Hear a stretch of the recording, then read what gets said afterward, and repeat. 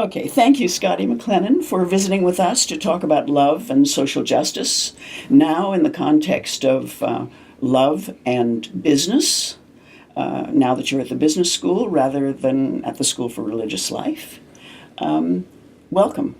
I'd like you to talk about anything you'd like to talk about with regard to love and social justice, but I'm especially interested in this connection between spirituality, or what I hope is love, and business.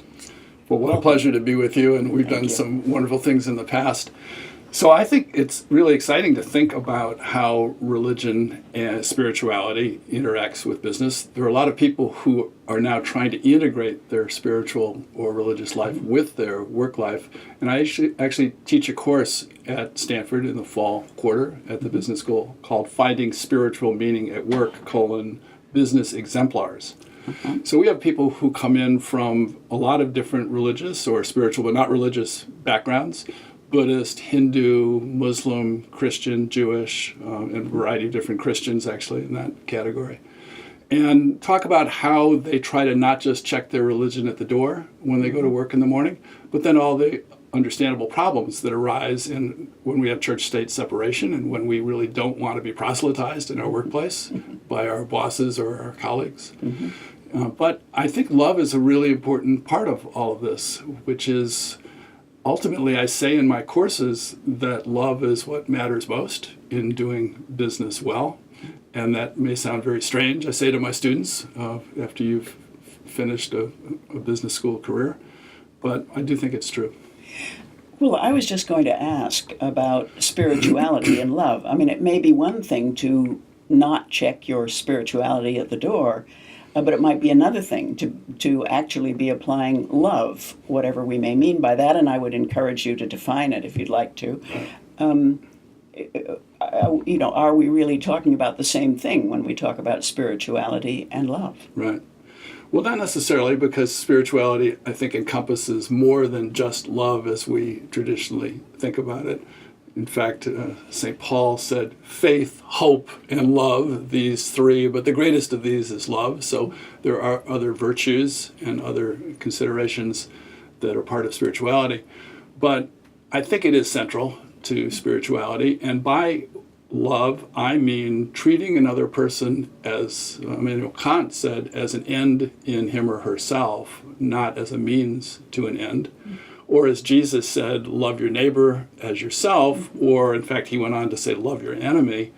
And what that really meant was the golden rule, I believe, which is do unto others as you'd have them do unto you.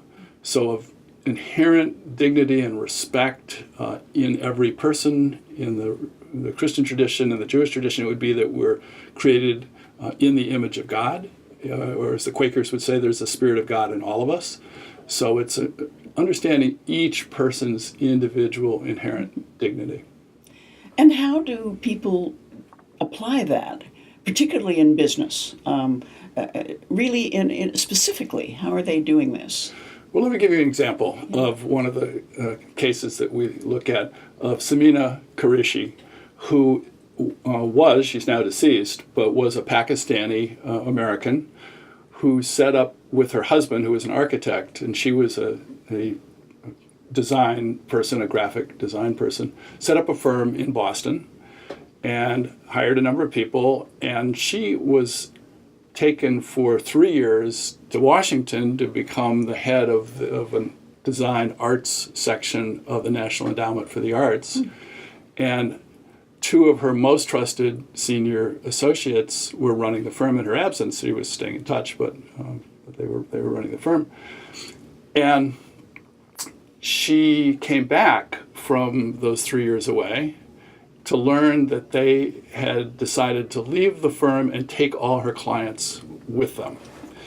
And she was somebody who came with a Muslim sensibility to her work from the start and always talked about trying to create a family in the workplace.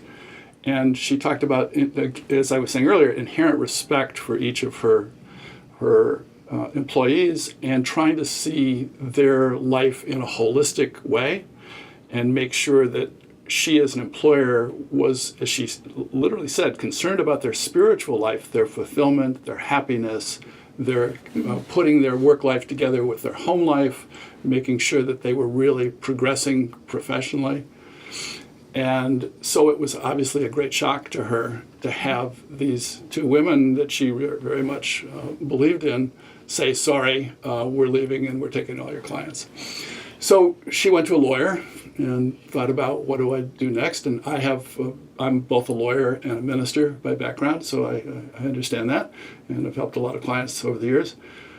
But ultimately, she decided, no, I'm not going to go the legal route, because love is the centerpiece for me in my life, and that means forgiveness in this case, and it means not being bitter myself about what they've done and trying to understand that they have their own lives and needs.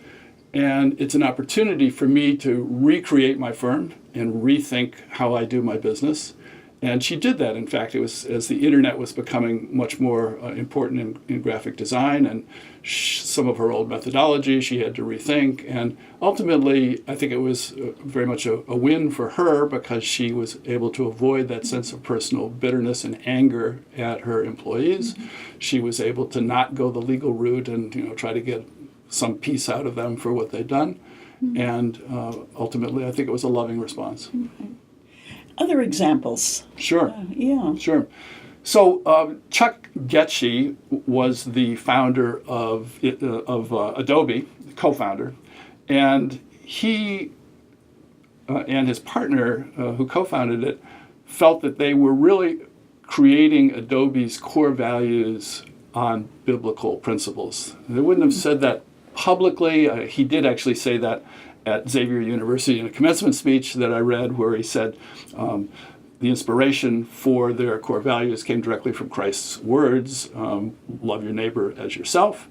But they talked about treating other people as you would want to be treated yourself, and they're very specific in the core values, talking about vendors and how to treat your vendors as you would want to be treated, how to treat your customers as you'd want to be treated, how to treat your employees, the people that you're supervising, and how to treat your colleagues in the workplace as you would want to be treated. And there were 4 or 5 bullet points actually under each of those in their core value statement. So it really did create an atmosphere in the workplace, I think, that was love infused.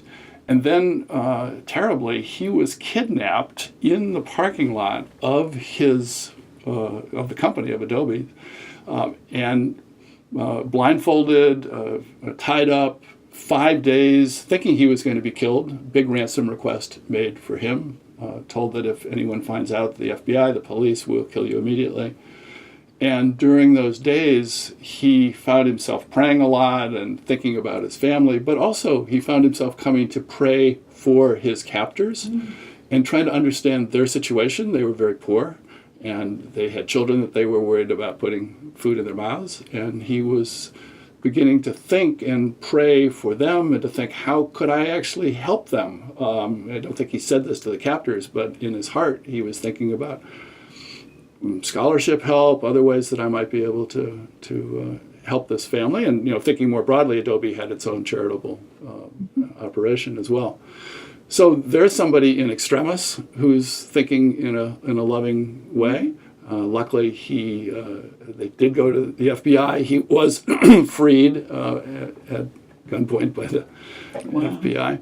But there's another example, both in the firm in terms of their core values, but also how that got played out in his personal life as CEO.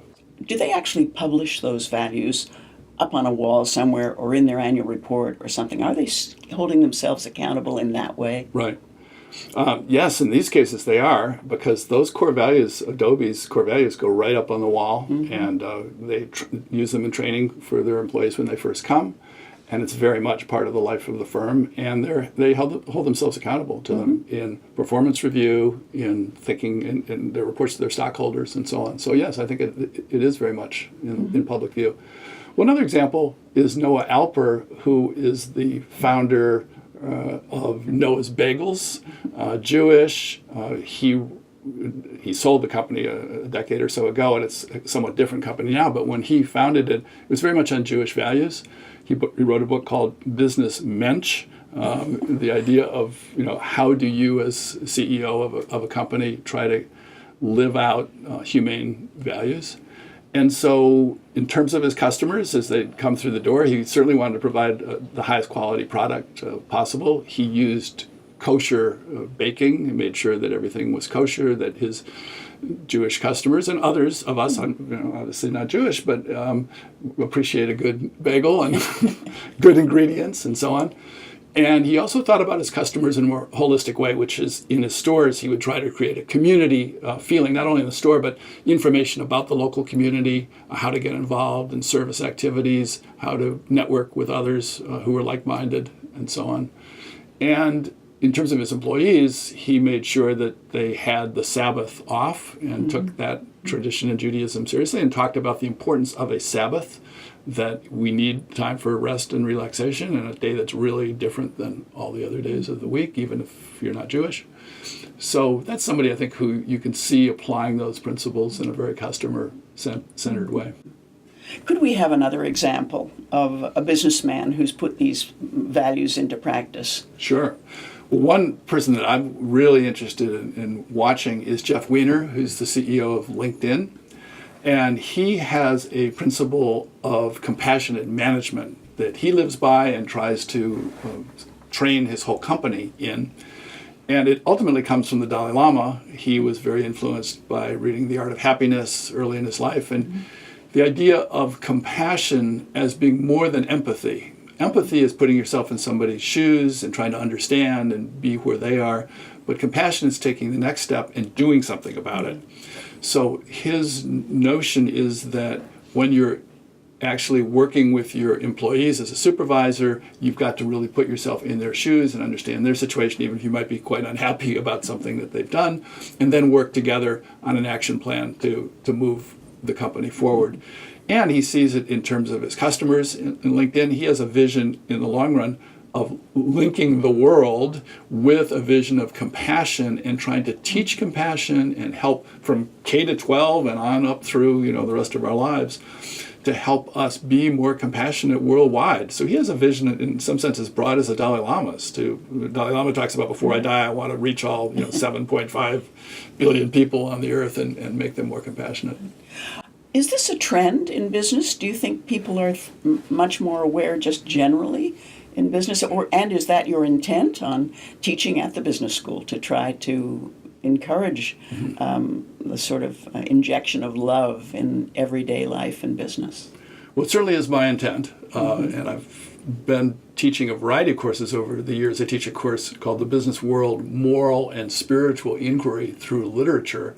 We read novels, plays, short stories with business protagonists and ask how they're infusing love into their life, and not only their work life, because it's great. In that case, you can see them in the boardroom and in the bedroom, and you can see them with their children and with their friends and inside their head. I mean, literally, a great novelist can do that for us. But I've taught that course not only here at the Graduate School of Business when I was Dean for Religious Life, for 14 years, but also back at Harvard Business School starting in the mid-1980s. And so it's more than 25 years of teaching that course. I've seen quite a change, having nothing to do with me, but having to do with just the way business is operated in this country. Obviously, we have lots of ethical violations, and there's plenty in the news to tell us about that on a daily basis. But business students, as they come through, are getting much more concerned about a holistic life for themselves, but also how they do service in the larger community, how they merge their desire to make a good life for themselves with genuine service. They're concerned about environmental issues. They're certainly concerned about issues of diversity and making sure that they're really responsive to everyone in the workplace and in their customer base and their vendors and suppliers and so on. So I find it quite an encouraging time, actually, and I think there's been some significant change. Are you hopeful, given the problems that we're facing and have always faced in the world?